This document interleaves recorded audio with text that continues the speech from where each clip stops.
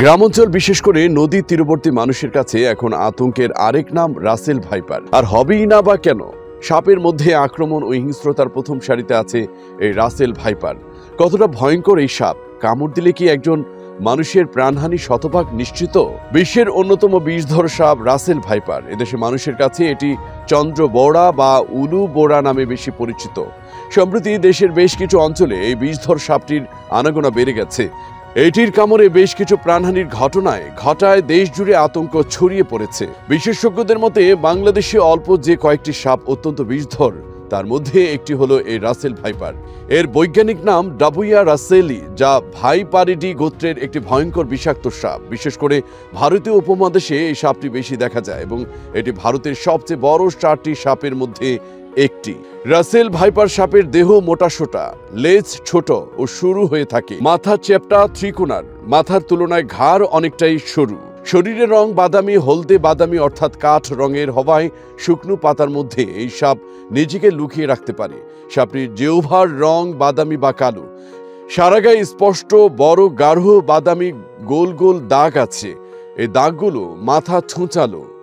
অনেক সময় দাগগুলো একসঙ্গে দেখতে শিকলের মতো লাগে। গোলাকার দাগগুলো দেখতে অনেকটাই চাঁদের মতো।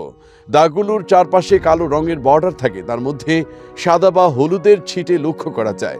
পেটের দিকে আঁশের রং সাদা। এদের 20 দাঁত লম্বা। এটির দৈর্ঘ্য প্রায় 15 মিলিমিটার পর্যন্ত হয়ে থাকে। রাসেল ভাইপার বা চন্দ্রবোড়ার 20 দাঁত পৃথিবীতে দ্বিতীয় সবচেয়ে বৃহৎ দাঁত। সাধারণত সব ধরনের সাপ মানুষকে এড়িয়ে চলে, কিন্তু রাসেল ভাইপারের স্বভাব ঠিক উল্টো। নিজেদেরকে বিপন্ন মনে করলে এরা আক্রমণ করে। বিষধর সাপ হিসেবে পৃথিবীতে চন্দ্রবোড়ার অবস্থান 5ম, তবে হিংস্রতা আর আক্রমণের দিক থেকে এরা সবার উপরে। আক্রমণের ক্ষেত্রে এটি এতটাই ক্ষিপ্ত যে 1 সেকেন্ডে 16 ভাগের 1 ভাগ সময়ে কামড়ে পুরো প্রক্রিয়া শেষ করতে পারে। এরা প্রচণ্ড জোরে হিসহিস করতে পারে।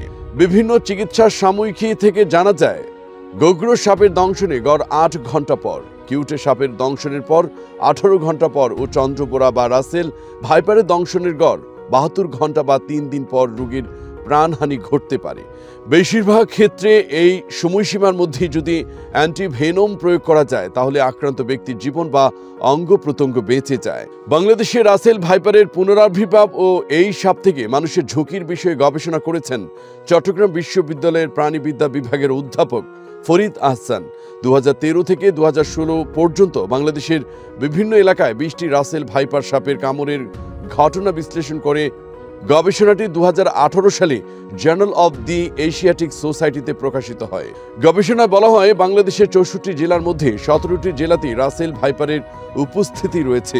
গবেষণার সময় উত্তর ও উত্তর পশ্চিমাঞ্চলের জেলাগুলিতে এই সাপের উপস্থিতি পাওয়া গিয়েছিল।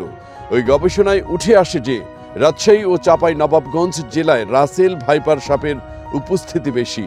সম্প্রতি রাসেল ভাইপার বা চন্দ্রবোড়া আগের তুলনায় বেশি নজরে পড়ার কারণ ব্যাখ্যা করতে গিয়ে জাহাঙ্গীরনগর বিশ্ববিদ্যালয়ের প্রাণীবিদ্যা বিভাগের অধ্যাপক ও বন্যপ্রাণী বিশেষজ্ঞ মনিরুল এইচ খান বলেন, আগে ফেসবুক বা স্মার্টফোনের ব্যবহার অতটা ছিল না, তাই হয়তো কম জানতে পারা যেত।